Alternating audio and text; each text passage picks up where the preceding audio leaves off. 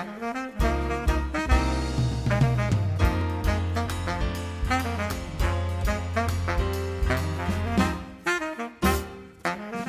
most notable exhibit that the museum has ever put on view is actually on view right now.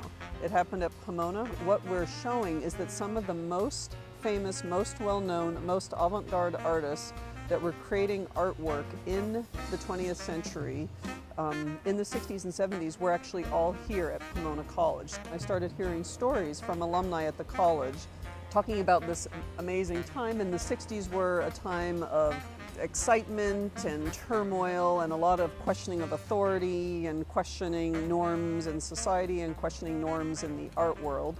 So there were a lot of new art forms. I thought, well, you know, I've got to find out more about this. What really happened at Pomona? The first section of It Happened at Pomona looks at the work done under Hal Glicksman, the curator here at the time, who invited artists in not to present work that they'd already done, but to say, here's a museum space, what can you do with it? Tom Etherton is the artist who created Rise. It's a fabulous piece that was created 40-some years ago. You know, you see that and go, okay, we're going to do this. And then that's the easy part. The hard part is then actually doing it. Figuring out the difference in materials now. Things are different, lights are different. Tom is an interesting artist. He's working in that kind of light and space vocabulary, but he also thinks of himself as a painter. What Tom was interested in doing was creating a room-sized piece. You get to this point where you've built this whole structure, you've got the lights up, you put this plastic up, and there's no way you're going to get this beautiful blue, even, you know, walls, these curved walls. I actually sent everybody home. It looked like it wasn't going to work, and I stayed late. And I started, well, let's see what this thing does, and I did it myself one day, and I started laughing and giggling because it was actually working. And when you walk into the Rise, it's as if you walk into an immersive, a fully immersive painting, except it's not pigment, it's light. It's quite a remarkable piece.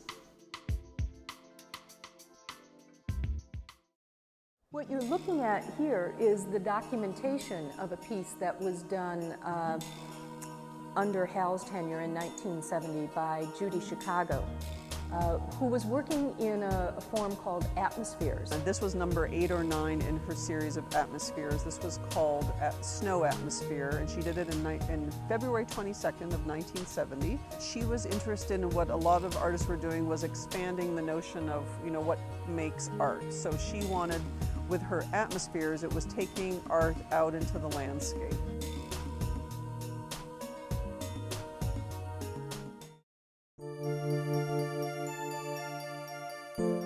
Lloyd Hamril is the artist, and it's called Situational Construction for Pomona College.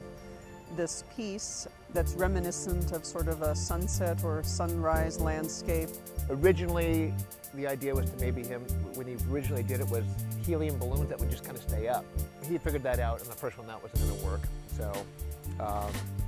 So we just did a big grid, a lot of balloons. I don't think people understand that there's not colored balloons or anything. They're actually white balloons, but they're colored gel lights behind them. The biggest challenge was the bringing water into a museum. There's a black pool liner on the floor of the gallery with about 3 or 4 inches of water. There's something so wrong with actually bringing a hose from the outside and bringing it into the gallery space and turning it on. That right there is just automatically, you know, wrong. And the lead wires touch into the water, and that creates the illusion of the piece extending almost infinitely. It's been a challenging project, all in an effort to have students think of the museum not as a place they have to go because it was assigned for a class, not as a place to send their parents when they come to visit. We're a college museum, so we're here as a resource for students. So we have, with all of our exhibitions, we plan programming where we hope students will come into the museum and visit it, engage with the exhibitions and the artwork in our collection.